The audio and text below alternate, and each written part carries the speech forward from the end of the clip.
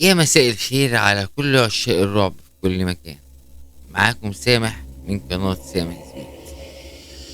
أنا في الطبيعي هاوي ومحب للرعب بكل أنواعه، وأول مرة هحكي قصة رعب، ولكن دي مش مجرد قصة رعب، لأ، دي قصة رعب حقيقي. القصة ديت جاتلي من وليد فلامس عشان أحكيها ليك.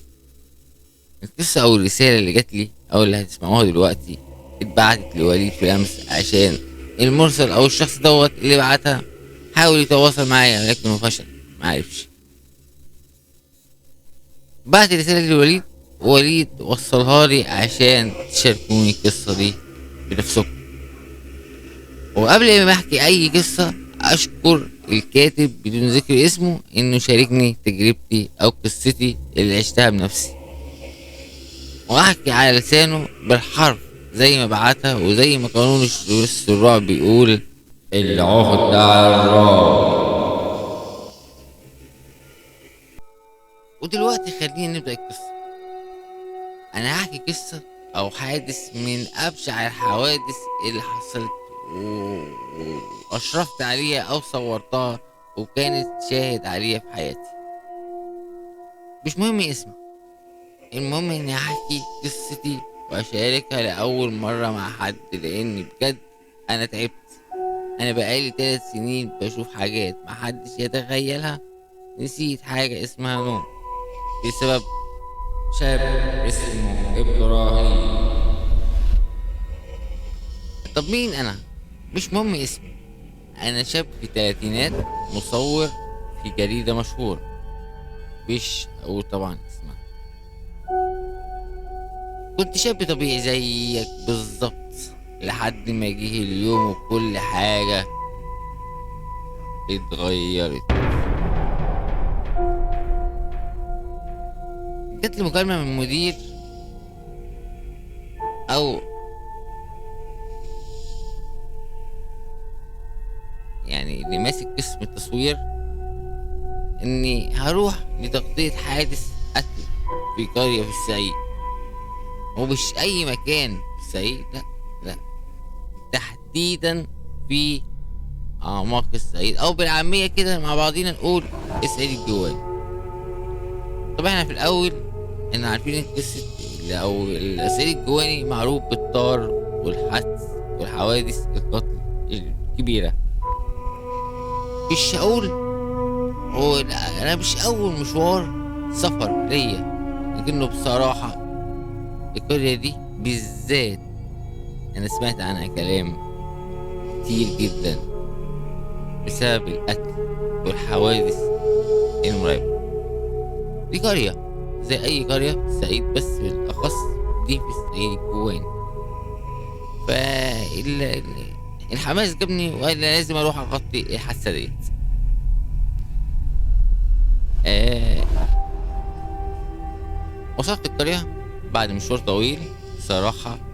انت عارفين مشوار الصعيد متعب جدا، ان انت لما تسافر من القاهرة للصعيد او من اي مكان تاني للصعيد انت بتنتحر زي ما بنقول بتنتحر فعلا.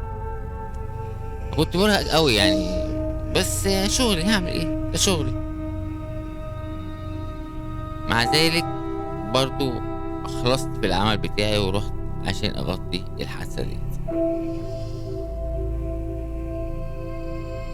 وصلت القرية. آه انا مشيت في نفس اليوم اللي كلمني فيها مدير التصوير بتاعي في الجريدة عشان اروح اصور او اغطي الحادثة دي. سافرت نفس اليوم مع زميلي في العربية تبع الشغل وهو تاني الصعيد. بس رحت طبعا اول ما وصلت كنت مرهق جدا، فحبيت ان انا اريح ساعة او ساعتين، وفعلا قعدت في لوكاندا قريبة او لوكاندا قريبة من القرية، ان القرية مفيهاش. فرحت مكان تاني قعدت فيه يومين او يوم بالاخص، يعني يوم وصلت يوم اول يوم، وتاني يوم رحت اغطي الحادثة ديت. وكنت عايز اخلص بسرعة، يعني اروح اصورها وامشي بسرعة عشان ما طبعا كل واحد بيستريح في مكانه، يعني في بيته او بيستريح في البنينة بتاعته، بيحس بالامان يعني اكتر. وصلت المكان اللي كان فيه البيت أو حادث القتل دوت. ما كانش صعب عليا إني ألاقيه. ليه؟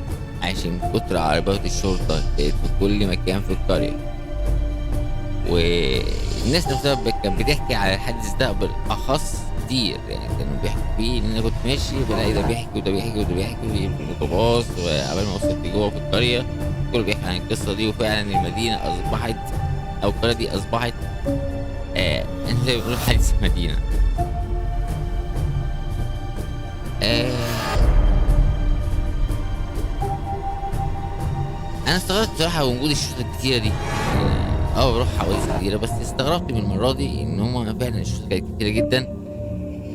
خصوصا بعد ما منعوني إني أدخل أو حتى أصور الحادثة دي من بعيد. يعني أول ما دخلت القرية عرفت البيت، فرحت اتجه البيت عشان أصور. لقيت كذا ضابط منعني. لا المهم وصلت لمكان البيت أو مكان الحادث القتل دوت. آه من كتر حكاوي الناس عن الحادثة ديت خلاني أسأل. أول ما شفت الضابط كنت بسأله ايه اللي حصل بالظبط يا فندم؟ ايه اللي يعني الناس بتتكلم ليه كتير بالذات على الحادثة دي، مع ان كان في حوادث كتير في نفس القرية برضه، ليه بيتكلم عليها كتير دوت؟ وكان رد الضابط رد هو بيقول وهو قلقان او حاسس اللي في حاجة غريبة مش قادر يحكي عنها او مش قادر يفضفض بيها لأي حد. وقال لي بعد اذنك تصوير ممنوع لحد نهايه تحقيقات. لو دي شغال بيها وشكل الموضوع بعد اذنك مش محتمل للتدخل. لا مسرح جريمه، يا ريت حضرتك تفضل هنا بدل مصاريف.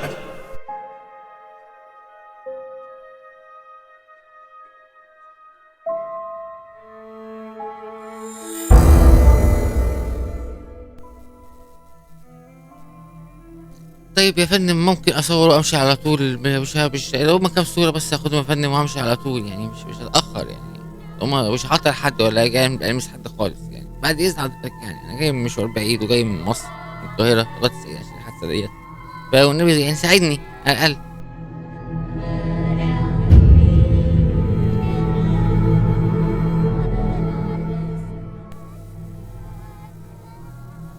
وبالفعل سمعت الكلام وبعدت عن الجريمة. مركز مكان الجريمة بعدت. وشوية لقيته بينادي عليا بيقول لي تعالى خش صور اللي انت عايزه، خلص بسرعة وامشي. صورت وخلصت وكل حاجة تمام. قلت له متشكر حضرتك الظابط، وركبت مع صاحبي اللي كان جايبني من الجريدة. رحت الجريدة ووريت المدير بتاع الصور اللي انا خدتها بتاعت حادث القتل ديت. وكان كله يعني زعلان ان حصل الكلام دوت، ان في 4 افراد كانوا هيروحوا وماتوا، ما نجيش الا ابراهيم اللي قلت لهم عليه. وعدت ايام وعدت سنة كاملة بالتحديد، ولقيت مديري في الشغل بيتصل بيا تاني بيقول لي في حادث قتل او جريمة بشعة في مكان ان انا صورت فيه قبل كده. المرة دي قلت لازم اروح بقى واشوف بقى، ما اروحش زي المرة اللي فاتت واكون جاي تعبان وبتاع. رحت من بدري. ركبت ورحت مع صاحبي وسافرنا الصعيد مع بعض. اتجهت للبيت، وطبعا المرة دي ما تعبتش لان بصراحة عربيات الشرطة خدتني من اول الطريق لاخره. انا ماشي على طريق عربية الشرطة. ورحت هناك داخل اصور عشان اخلص البرنامج او برنامج التصوير بتاعي. لقيت ظابط في قمة، يعني اقول لكم ايه، يعني مش في قمة الغضب، وبيزعق كتير قوي قوي قوي. ولقيته بيزعق للصحفيين كلهم واللي بيصوروا، وبالاخص اول ما قدمت عليه لقيته بيزعق لي بيقول لي يا فندم ممنوع، ده مسرح جريمه، ما ينفعش حد يدخله ولا يقرب منه حتى. بعد اذنك كده على مسرح جريمه 6 اعدام على الاقل. ورغم اللي قاله الضابط، ولكن فضولي خدني وحاولت اخد صورة في السر زي ما بنقول كده في الخباثة من تحت لتحت. بس للأسف الضابط شافني واتجه ناحيتي بسرعة وحاول ياخد مني الكاميرا، وحصل بيني وبينه شد وجذب وبالصدفة لقيت الضابط حسام في وشي بيقول لي: ايه ده؟ ايه اللي جابك هنا؟ وانت ما بتظهرش غير في القواضي الغريبة الشديدة الغامضة؟ لا بس اقولك حاجة، القضية فعلا تستاهل، مليانة الغاز وغموض. طب يا حسام، انا محتاج فعلا انك تساعدني اغطي الحادثه ديت. انت عارف المسافه بعيده ولسه هسافر القاهره وكده. يا ريت تساعدني يا حسام. انا بس عايز اعرف بس ايه اللي حصل، ايه اللي حصل يا حسام؟ بص، الكلام ده انا هقع في مشكلة لو حد عرف ان انا قلتهولك. بس الموضوع ده مش قضية صقر ولا سرقة ولا زي ما الناس فاكرة، الموضوع أكبر من كده بكتير. لو أنت تفتكر آخر مرة قابلنا بعض بتغطي حادثة عن شخص نجي وعيلته كلها اتقتلت من شخص كان عايز يسرقه، وده كان اسمه إبراهيم شاهين تاجي. وده يا حسام ابراهيم اللي نجي من الحادثه الاولى؟ أيوة، لحد دلوقتي أنا عايز أفهمك إن الموضوع ده مش معروف، واحنا لحد دلوقتي مش فاهمين ايه اللي حصل. بص، انا راجل بؤمن بالعلم، وانت عارف احنا ظباط، احنا بنمشي بالمنطق، ولكن اللي حصل برأيي انا غير طبيعي. انا عايز افهمك ان في 3 جثث عبارة عن طفلة صغيرة ما كملتش ال10 سنين، وام وابن بالتبني. والغريب بقى ان الابن بالتبني ده اللي مات هو القاتل. بصراحة في غموض احنا مش فاهمينه. وبالفعل خلص حسام كلامه معايا، بس بعد كده لقيته بيديني اشاره ان انا اجي وراه عشان اخش اصور اللي حصل في البيت. ودخلت مع حسام البيت، وبعد كده دخلنا غرفه. الغرفه دي كانت حاجه غامضه جدا، كان فيها حاجات ما شفتهاش طول عمري. الأوضة دي كانت عبارة عن بركة من الدم، ورسومات وطلاسم بالدم على كل الحيطان.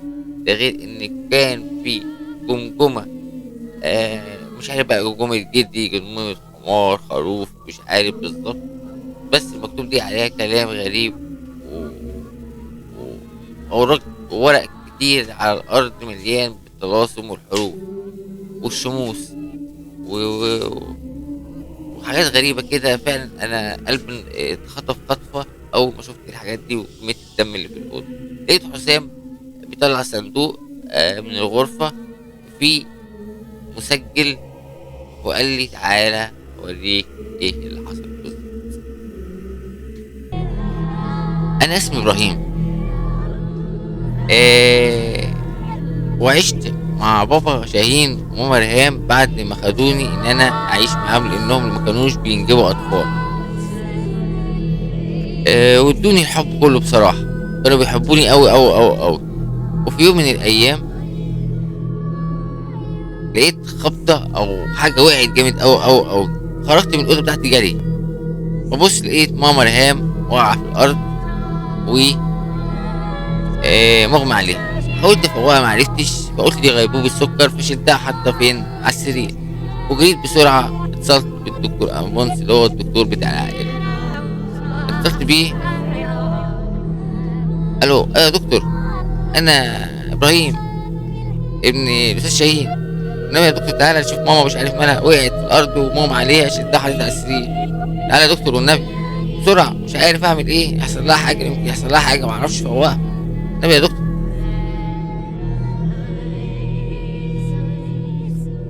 ايه الدكتور أنفونس؟ اتفضل يا دكتور. جرس ضرب. اتفضل يا دكتور، اتفضل، انا في الأوضة، اتفضل. لا مش خايف والله، بس انا اول مرة يحصل الظرف ده. اتفضل حضرتك، اتفضل. دخلت معاه الأوضة وقعدت، وبضع دقائق ولقيت جرس الباب رن تاني. فتحت الباب: ايوه بابا، ازيك؟ الحمد لله على السلامة. لا والله دي ماما ريهام وقعت في الأرض، دي شلتها وحطيتها على السرير، قلت دي غيبوبة سكر بس ما عرفتش أعمل حاجة، فاتصلت على طول بدكتور أنفونس.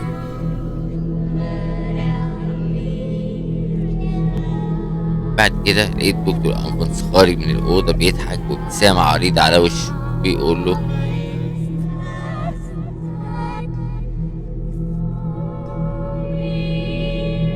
فدكتور أنفونس وهو بيقول لبابا اللي ماما ريهام هتنجب طفل أو طفلة، دارت في دماغي عدة أسئلة كتير أوي. يا ترى هما هيحبوني زي ما هيحبوا أختي أو الأخ دوت اللي هيجي، ولا الحب ده هيقل، ولا إيه بالظبط؟ مش عارف.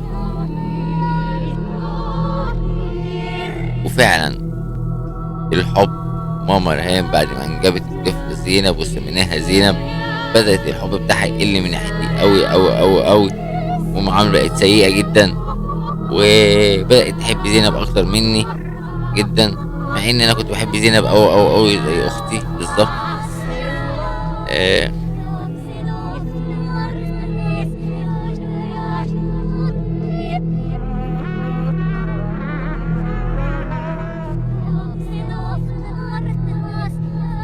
أنا اسمي إبراهيم، عشت مع أسرة ما بتنجبش أطفال، فقرروا إن هما ياخدوني وأعيش معاهم، والفعل رحت عشت معاهم، وكانوا يحبوني جدا جدا جدا، وأنا كنت بحبهم أوي. ماما كان اسمها ريهام وهو اسمه شاهين. وكان ليا أوضة خاصة ليا ومعاملة خاصة ليا، وكانوا بيحبوني وبيقولي كل حاجة نفسي فيها. وبعد كده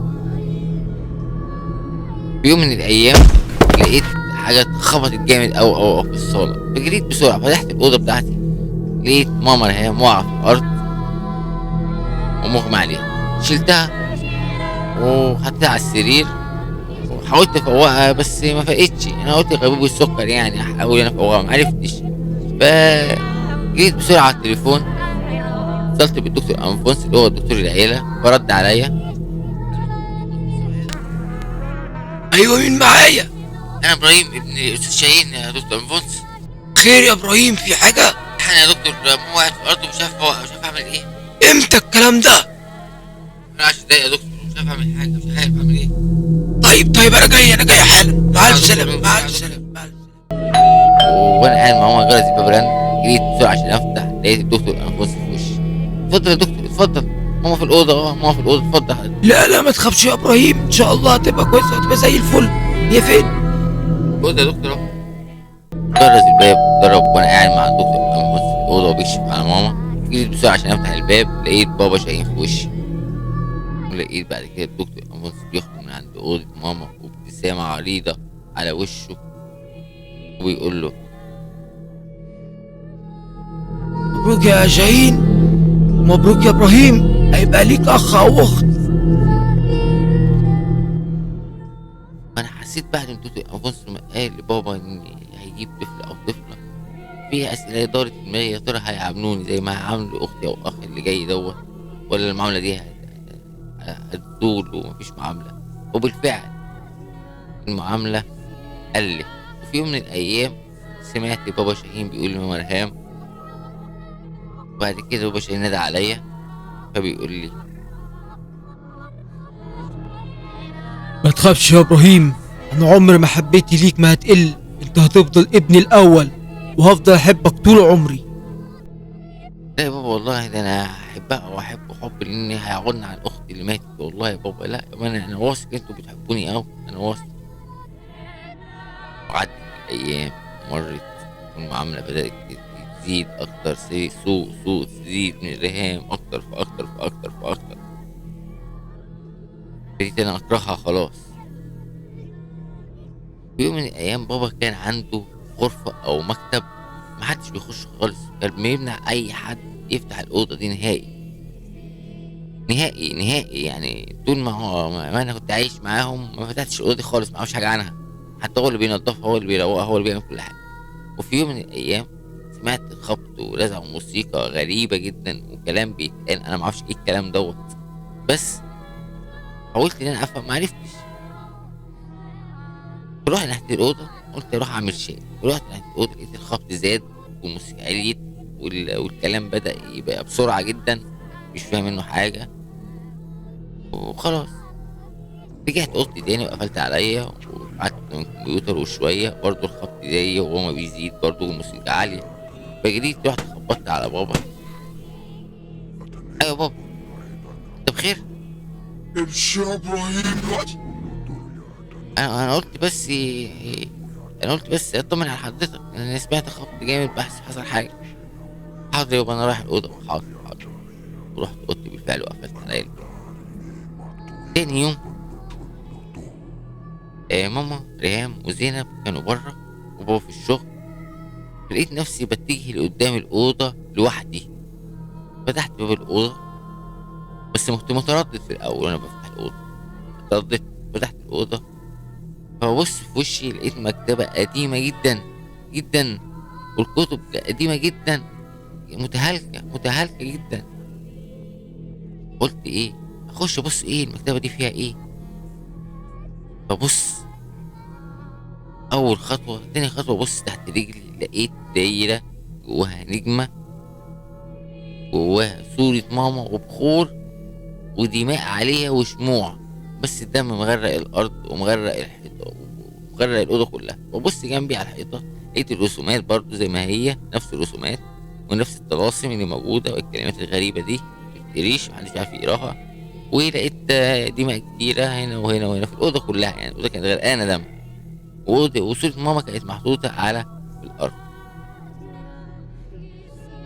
ومرت الأيام وخرجت أنا من الأوضة بسرعة قبل ما حد يجي. وعدى يوم 2 3 فضولي جابني تاني إن أنا أدخل الأوضة. فدخلت الأوضة عشان أقرا الكتب دي بتحكي عن إيه، وكانت المفاجأة الكبرى دي. عديت من فوق النجم عشان ما حدش يحس إن أنا في اختلاف، بابا ما يحسش إن في حد دخل الأوضة. قلت كده في عقل بالي يعني. فدخلت الأوضة مسكت أول كتاب، لقيت دكتور شمس المعارف. بعد كده كتب تحضير الجن والشياطين. وكانت المفاجأة الكبرى لي. ولقيت صورة جدي اللي أنا ما شفتوش إلا مرة ولا مرتين، صور ليا في طول عمري يعني.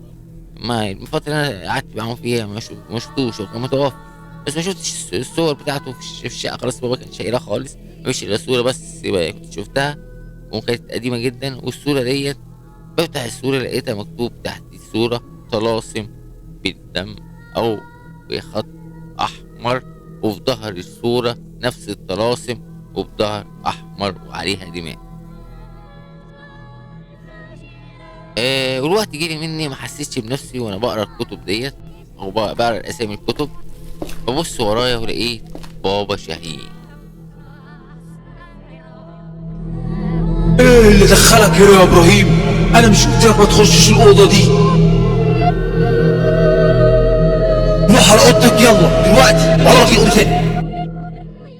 ماشي يابا انا اسف والله، انا قلت هدخل اروق لك الاوضه يعني. انا اسف وش تكرر. حاضر اخش الاوضه وحاضر. وعدى يوم واتنين ولقيت نفسي فكر يعني ايه الدم وايه الطلاسم وايه الكلام الغريب وايه الحاجات اللي مرسومه على الارض دي ايه اليوم. ولقيت بابا شاهين بيناديني بيقول لي يا ابراهيم تعالى. رحت خبطت عليه، فتح لي الباب وقال لي زي ما هتسمعوا دلوقتي. ايوه بابا، في حاجه اجيبها لك؟ تعبان اجيب لك حاجه من تحت؟ انا مش عايز حاجة غير ان انت تسمعني. انا كنت عارف ان السر ده هيجي يوم وهقولهولك في يوم من الايام. جدك نصر التاجي كان مسخر الجن في خدمته، وكان بيخدم بيه كل الناس اللي كانت بتحتاجه. رغم اني حاولت اخفي السر ده عنك، لكن جه الوقت اللي اكشف لك فيه كل حاجة. ووصيتي ليك يا ابراهيم ان يوم ما اجل يجي احذر انك تستخدم الكتب دي في الشر. الكتب دي زي ما قادرة تديك القوة في الخير، قادرة برضو تديك قوة اكبر في الشر. كتب حية خدعة. ودي كان اخر كلام قاله قبل ما يتوفى ويرحل حياتي. ومرت الايام وعدت، بس معاملة ماما ريهام اتغيرت بدرجة 180 درجة. بقت تعاملني بأسوأ غير عادية، كانت بتعامل زينب معاملة جميلة جدا وتعاقبني أنا بعقاب زينب.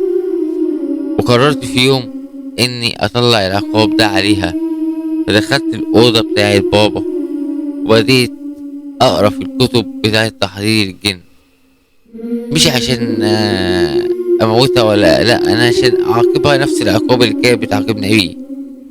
بالفعل حضرته وقريت الكتب وعملت زي ما بابا كان بيحضر بالظبط، وقررت إن أنا أعاقب ماما ريهام.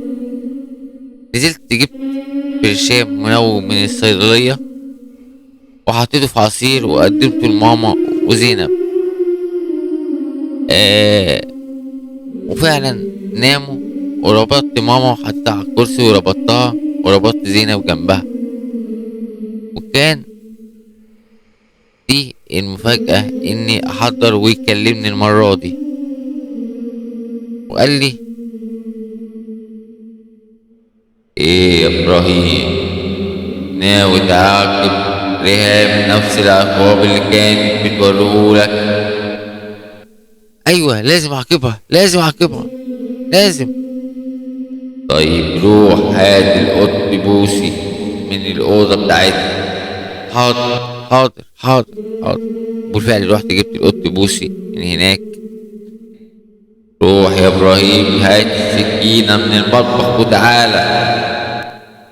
حاضر حاضر. ورحت بالفعل جبت السكينة وجيت لقيته جسمي هو اللي بيتحرك، مش مخي، لا ده جسمي هو اللي بيتحرك. وبديت اذبح القط بوسي زي ما قال لي بالظبط. ذبحته وغرقت الدم تحت رجلي ماما وفي وش ماما وزينب، وغرقت دم القط بوسي اللي كانت بتحبه قوي. بعد ما قتلته بعد كده لقيته بيقول لي: هات السكينة يا ابراهيم واذبح ريهام واذبح زينب اللي كانوا بيقسوا عليك. يلا يا ابراهيم، يلا يا ابراهيم.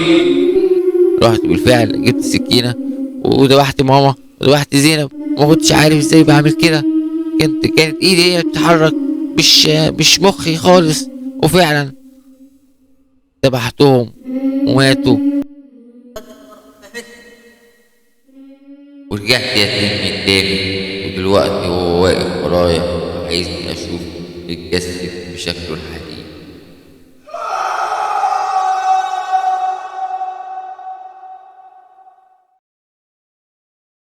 ها، ايه رأيك في اللي انت سمعته ده؟